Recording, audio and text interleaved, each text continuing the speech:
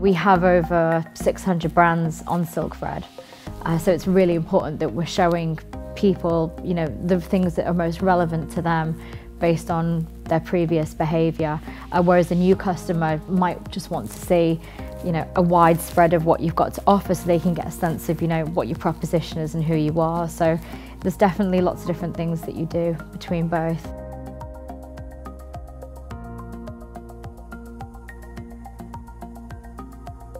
So delivering a seamless experience between social channels and your core website roughly breaks into two things. So first of all, it's making sure that you've got the right responses from your customer experience team, so that it's very consistent across all the channels. This is how we deal with this is how we handle that. We also make sure that the proposition to customers is very, very clear and how we're different in the market. So we'll say, for example, SilkFred is a unique designer fashion at high street prices. And if your proposition's really clear from channel to channel, then it doesn't really matter so much where your customers are engaging. But at the same time, you still need to give them a reason to want to interact with you on all your different channels. So we have bespoke strategies for each, but whilst ensuring that, our communication is very, very clear and consistent about who we are and what we do, and then helping our customers just get from A to B through buying a dress to checkout. So in terms of understanding what tech can do to help the customer, this is one of the beautiful things about e-commerce and selling online. So firstly, there's looking at macro data in terms of behavior on the site, so which dresses are the most popular, are there any sections of the site where you're getting high drop-off rates, is there something with the user experience that's off?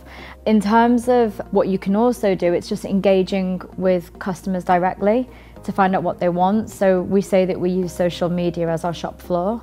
We're selling online, but we're not a faceless business. So, we talk to customers like a trusted friend would talk to them.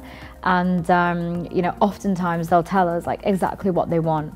Are you gonna bring out a maternity range? If enough customers ask that, then we'll go and do it.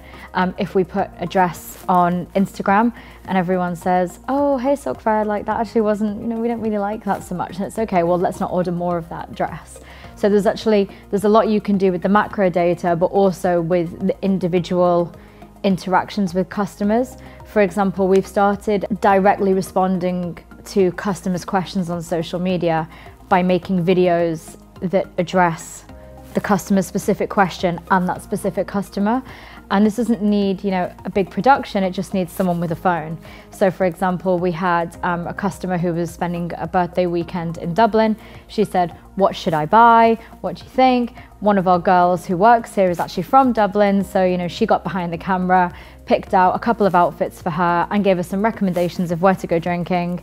And we posted it on our Instagram stories and the customer went and bought everything, which was awesome. And it was really, really nice to be able to have that that one-on-one interaction, which I think a lot of online companies don't do enough of, but for me that's really, really important. So in terms of customer growth and retention, so we're still a relatively new business in a really fast-growing market, so our focus is mainly on customer growth. The way that we look at the difference between new and repeat customers is we like to keep a steady rate of repeat customers. It shows that it's a good way of measuring the loyalty and the service and the experience that we're providing, but also we always want to be growing our business.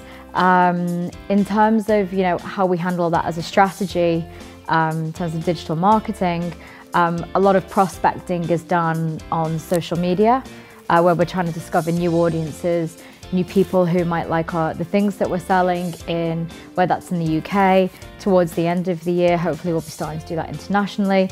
And in terms of retention, that's a lot of more brand building, storytelling behind the company, recommendations, understanding what they bought before and making it a lot more of a tailored experience, which I think is really important.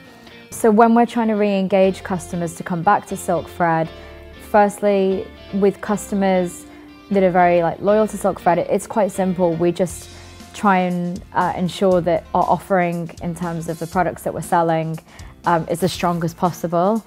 Selling fashion online is very, very simple. You have to have a product that people want to buy. is it a price that they're prepared to pay for it, and can you deliver, you know, a seamless experience like to match their expectations? So in terms of re-engaging them, there's no real magic art other than, you know, okay, they bought a dress from you once, you gave them a good experience, have you got a new dress, you know, that they want the next time round? In terms of re-engaging customers that have potentially dropped off for whatever reason, I guess it's looking at whether they had a bad experience and addressing that and trying to correct it. You know, could we have done a better job here? We're sorry we let you down.